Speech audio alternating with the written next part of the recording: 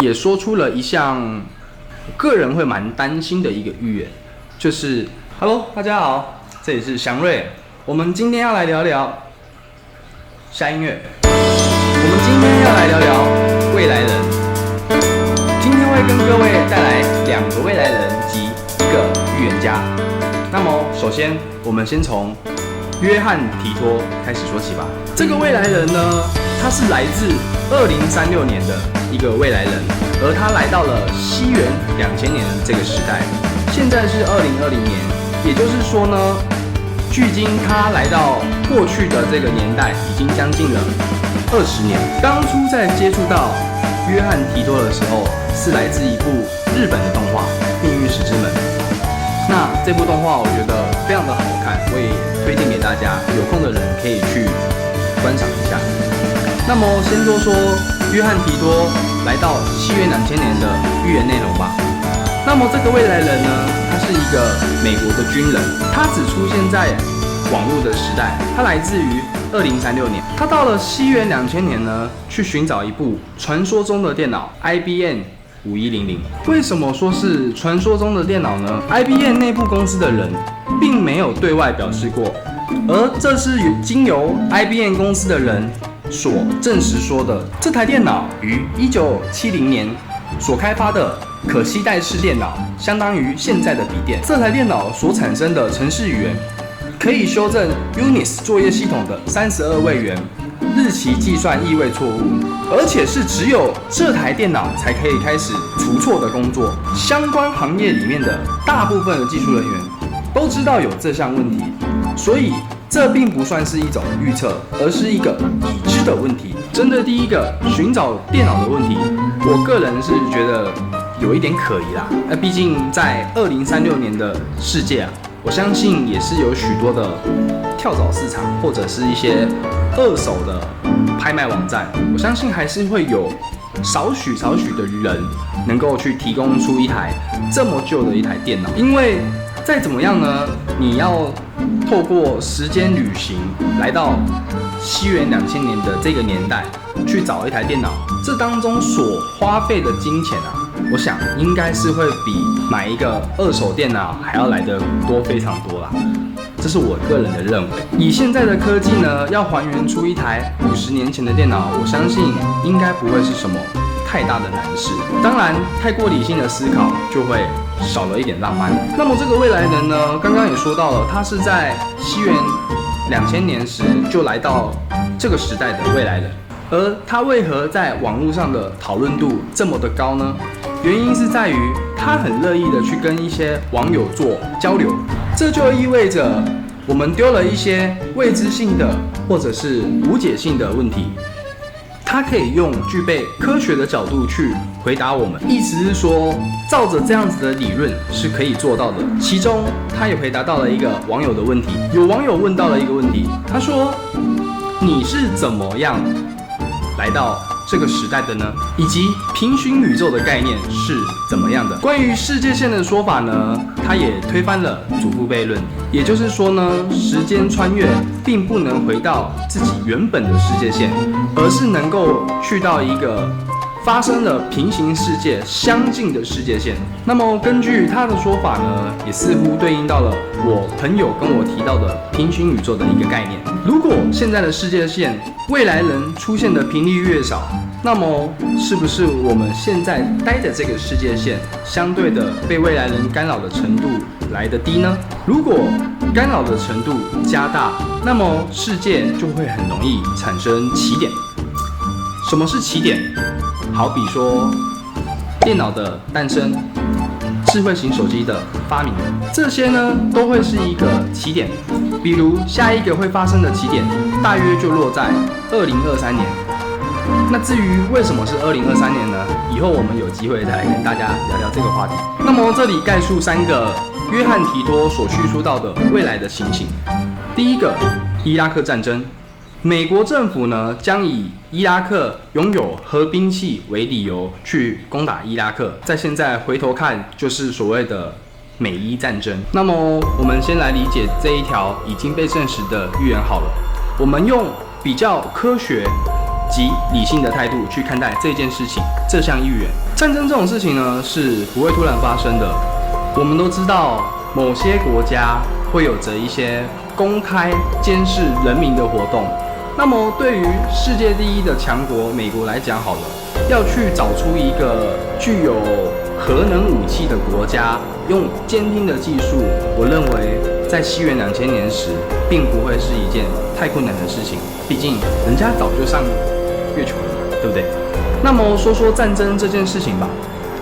如果他们有意要去找到一个国家，并且找出是一个对他们有威胁性的国家，好，找出一个准备要发动核战争的国家，对美国来讲，应该不会是一件难事。接着，我们就可以去推算说，大概在约哪一个时期而去发动战争。因此，我认为第一条预言是有待考证的。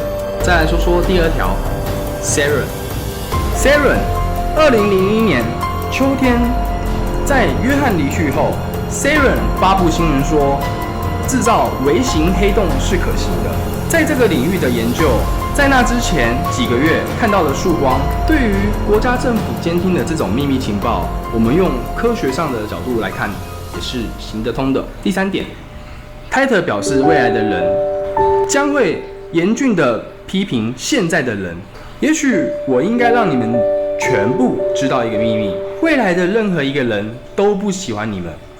生活在这段时间的人变得慵懒、自私自利、愚昧的城市羔羊。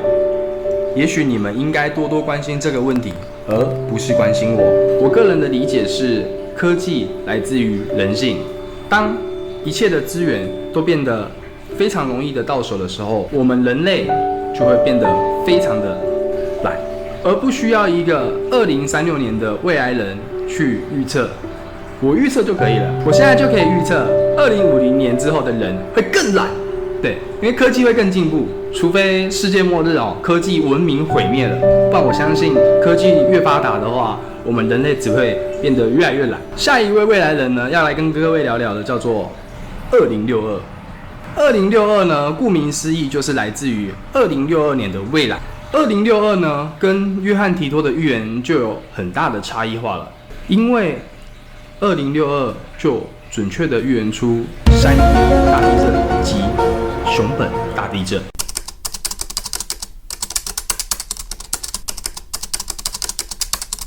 2062过去的预言呢，有2011年的3.1福岛大地震，以及2016年的4月6号熊本大地震。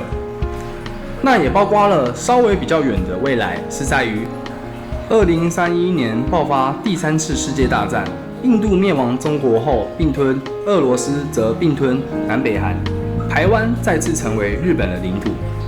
2062呢，也说出了一项个人会蛮担心的一个预言，就是2062也说出了2020年台湾即将出大事。那么这边我上网查了一下资料，他这边是说到了2020年呢，大屯火山岛可能会爆发，因为毕竟2062他预言的2031年世界大战，我认为还非常的遥远。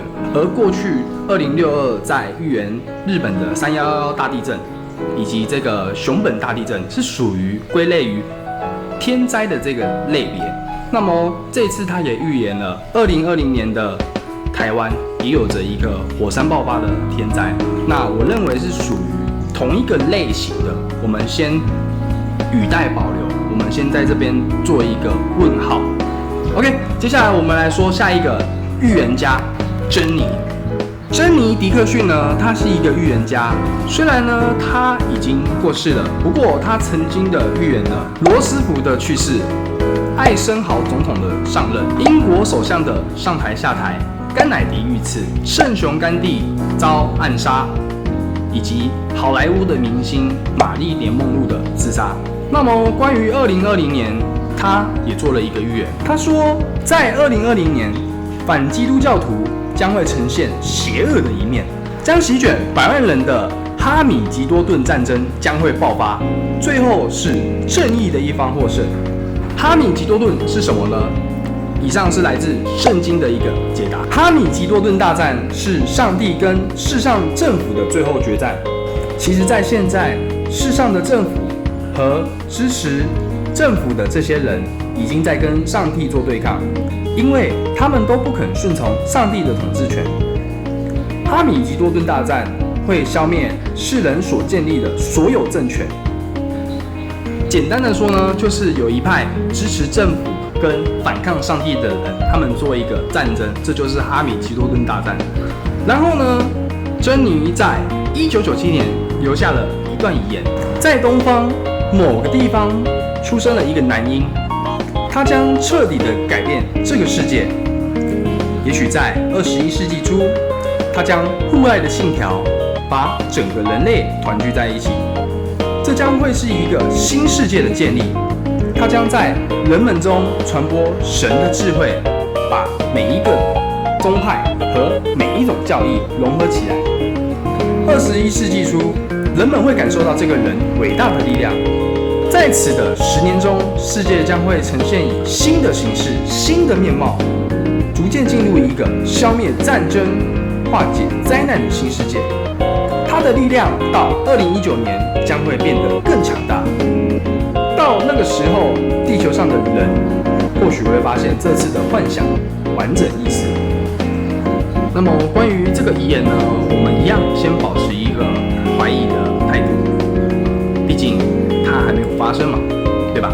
看完了2个未来人呢及一个预言家，他们的共同之处呢，都是对于一个时间所做的一个告诫。当然也有准与不准啊，那不准或准这件事情，各位只要上网查就会知道了。经由这3位的故事，我们来说说蝴蝶效应。蝴蝶效应指的是说，经由一个微小变化而产生巨大的连锁反应。那么我们是不是可以这样理解？如2019年4月1号的我们得知在2020年的2月1号我们可以中彩票的话，那我们是不是可以在19年的时候辞职开始不用工作，而等待到2020年2月1号去购买彩票？那相对的，如果我们在2019年4月1号开始不工作的话，我们是不是在这中间会失去一些重要的事情？比如在下班途中遇见一个你现在很深爱的人，比如在下班途中遇见一个改变你生命的人，或者是说你有机会能够赚进5亿，而却因为辞职了而错失了这个机会。这个概念呢，是以相对论的基础下去说的。人啊，如果你能够去掌握到对的时间、空间，那么你就有办法去得到你想要得到的一切。OK， 以上就是关于这次的未来人及预言家的分享啊，希望你们会喜欢。有任何想法呢，都欢迎你在下方留言给我，让我知道。喜欢我的话，请追踪我的 YouTube 频道，并且追踪我的 IG 粉丝团。我是祥瑞，我们下次再见。